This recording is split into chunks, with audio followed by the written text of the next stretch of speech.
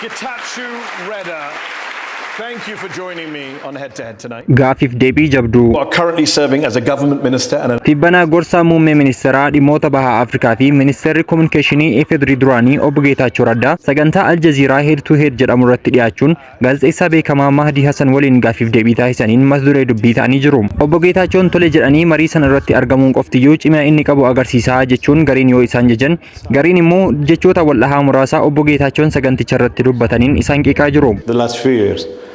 So after having signed the Pretoria Agreement and submitting Gaafiiwwan obbo Geetaachoo qoran hedduun gaazexeessicharraa akkasumas namoota affeeramanii galmicha keessa jiran irraa itti darbamaa turan baay'ee isa qoraa turani. Keessattuu wayita waraanaa dhumaatii dargaggoota Tigraay irratti dursummaa isaaniitiin raawwatameef gaabbii qaban ifatti agarsiisanii jiru. Prime Minister, whatever our political differences, whatever our characterizations.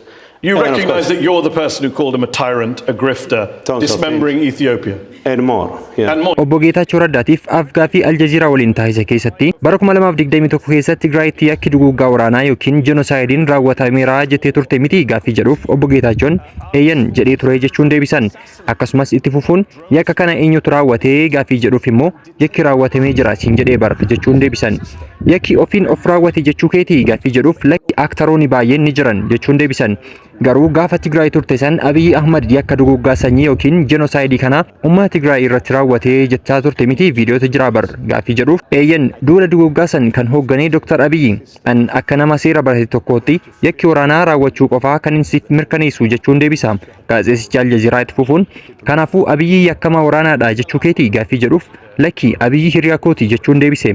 Abiy waliin yakka kana waliin raawwatan jechuudha ka jedhee gaazexeessichi deebii inni deebise gara isaatti deebisuuf yoo yaalu lakki gaafas walolaa turre amma immoo hiriyootaa jechuun deebisa. Yeah, one of the things I knew I had to do was to make sure that my erstwhile friends, my comrades, who for one reason or another, of course, that would include. Akkamiin nama yakka raawwate waliin firoom ta'ati gaaffii jedhuuf immoo lakki nuti amma osoo hin taane waraana durayyuu hiriyoota turre jechuun deebisaam obbo Geetaachoon. Waraana bu'aa hin buusneen isaan dabalatee dogoggora hooggantoota hirichaatiin dargaggootaaf waamicha taasifameen dhumaatii kumaatamaan raawwateef gaabbii akka qabanii fi taateen akkasii akka hin deebi'amneef hojjechaa akka jiranis dubbatan. Gama biraatiin ministeera muummee Abiyyi waliin wal qabatee gaaffii ka'eef gaafilee cimaa turan keessaa tokko keessattuu waraana Tigraayitti raawwatameef ministeerri muummee Abiyyi dhumaatii jumlaa yookiin jenoosaayidii raawwateera jettee amantaa gaaffii jedhuuf waraanicha kan hoogganaa turan isaadha. Ta'us qooda fudhattoonni hedduun turaniiru jechuun deebii kennam. Do you stand by those genocide accusations? Jechoota wayita waraanaa walitti darbachaa turanis ilaalchisee gaazexeessichi gaaffii kaaseef ministeera muummee Abiyyi waliin duras kan wal beekanii fi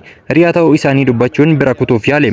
Ta'us gaazexeessichi ministeera muummee Abiyyi wal qabate jecha biraa dubbachiisuuf daran yaalaa ture. Geetaachoon garuu bilchinaan deebisuuf yaalee jira. Was committed in Tigray. You're a lawyer. Yeah. Were you not a lawyer in 2021 when you said dhimma badhaasa Noobeelii nagaa ilaalchisee gaazexeessichi gaaffii kaasee Abiyyi yoo Eertiraa waliin waraana kan eegalu ta'ee badhaasichi isarraa fudhatamuu qaba jettee amantaa jechuun gaafate. Eeyyee garuu hin beeku. Na amani Isaayyaasii fi Abiyyiin waraana hin eegalan jechuun deebisa obbo Geetaachoon. Dhimmoota walqaayitiin wal qabatee akkasumas dhimmoonni biroon hedduun ka'aniiru. Filannoo bara dhufuu Itoophiyaa keessatti geggeeffamu ilaalchisee akkasumas paartii haaraa Simratii jedhamu hundeessuu isaanii wal qabates gaazexeessichi gaaffii gaafatee jira. Obbo Geetaachoon akkas jedhan aangoo irra turuu hin barbaadu. Filannoo irratti hirmaadhee aangoo biraa qabachuus hin fedhu.